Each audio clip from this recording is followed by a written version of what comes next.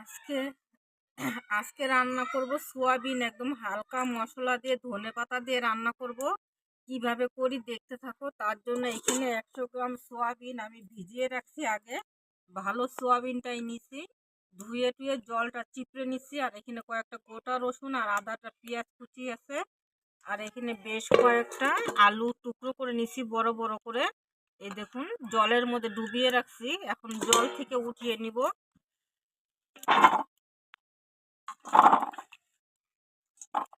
এই যে কিন্তু আলুটা উঠিয়ে নিলাম।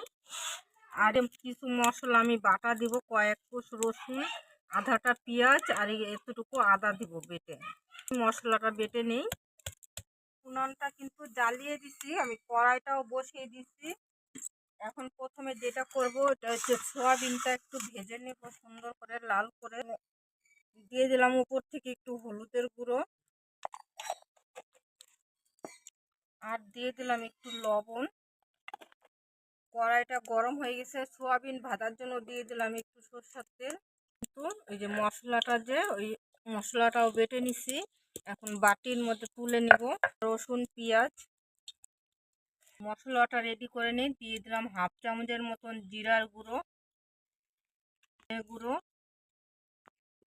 লঙ্কার গুঁড়ো 1.5 চামচের মতন, একটু ঝাল ঝাল হবে।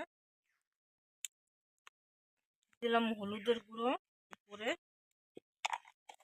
আর একটু জল দিয়ে দিলাম। দিয়ে কিন্তু আমার মশলাটা রেডি। তেলটাও টনটনা গরম হয়ে গেছে, দিয়ে দিলাম সোয়াবিনগুলো।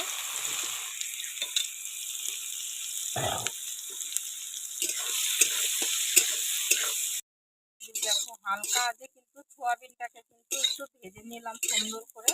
বেশি ভাজার দরকার নাই, এখন নিয়ে নিলাম। এগুলো কিন্তু ভাজা হয়ে গেছে। তরকারিটা পুরন দিব, দিয়ে দিলাম একটু মাপ মতন সরষের তেল, দিলাম একটা তেজপাতা টুকরো করে, আধাটা পেঁয়াজ কুচি দিয়ে দিলাম, থেতো করা দিয়ে দিলাম।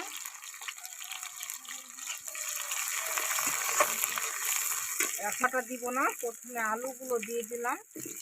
পেঁয়াজটাও ভাজা হয়ে যাবে, আলুটাও সঙ্গে ভাজা হয়ে যাবে।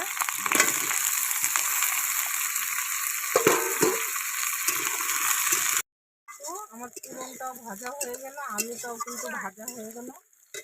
এখন দিয়ে দিব ওই সাজিয়ে রাখা মশলাটা।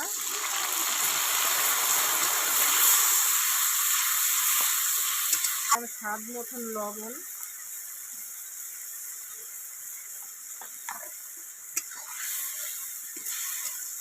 পুরো কিন্তু মাংসর একটা গন্ধ, যে ওই গন্ধটা বেরোয় গেছে। এখন দিয়ে দেবে